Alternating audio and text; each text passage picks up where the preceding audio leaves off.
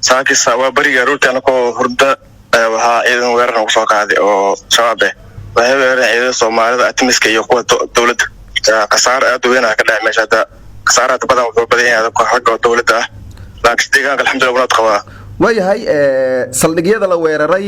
yaa degan ciidamada atmiska degan kuwa dawladda laba saldhig oo kala duwan laba saldhig isku dhow hal meel kala duwan waa laba maamul kala duwan wayahay weerarku ma qaraxyo ku bilowday mase al-shabaab si caadi ay u galeen weerar qarax weyn oo balaasmiyada min ah kadibna xirada ay toos u galeen adiga hadda waxaad ka mid tahay dadka deegaanka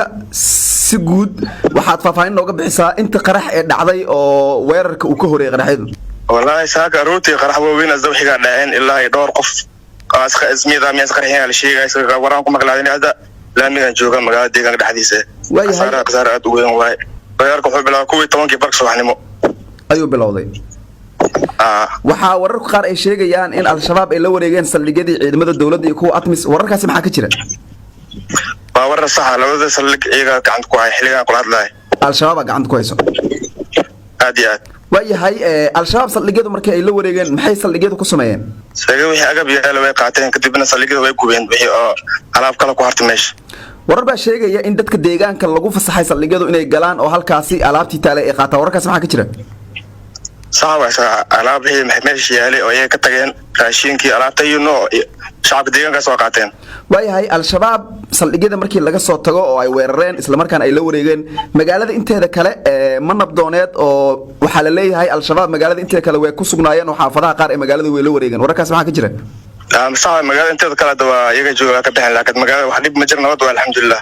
wayahay qasaaran ma jiro wayahay waxa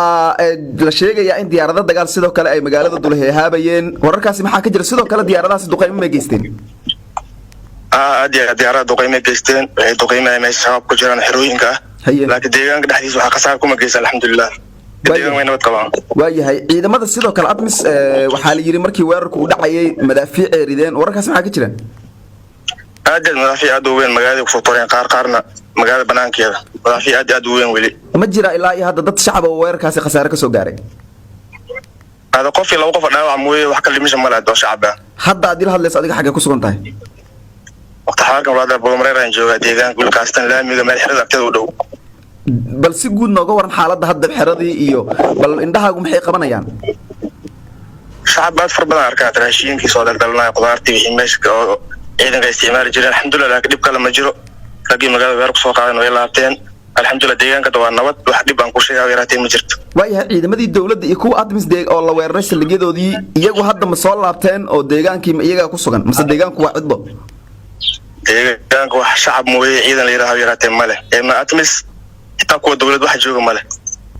magaalada deegaanka alxamdulillah shacabka ay soo baxeen ganacsiga isku furmada wax dhib maanta yaraatay lagu sheegay ma jirto ogeysiis ma ogtahay macmiil in shirkadda isgaarsiinta Somtel ay ku soo kordhisay barnaamijka Hami Ohel waa barnaamij ay shirkadda ku bixinayso hadiido qaaliya iyadoo la guddoonsiinayo macaamiisha shirkadda ee nasiibka u yeelata shirkadda isgaarsiinta Somtel waxa isbuuc kasta ku bixinaysaa 3 telefoon oo kala ah iPhone 14 Pro Max ama Samsung S23 Ultra iyadoo macaamiisha ku guuleysatana si toos loogu wareejinayo shuruuduhu ka qaybgalka barnaamijka Hami Ohel waa inaad isticmaasho simkarka shirkadda isgaarsiinta Somtel 2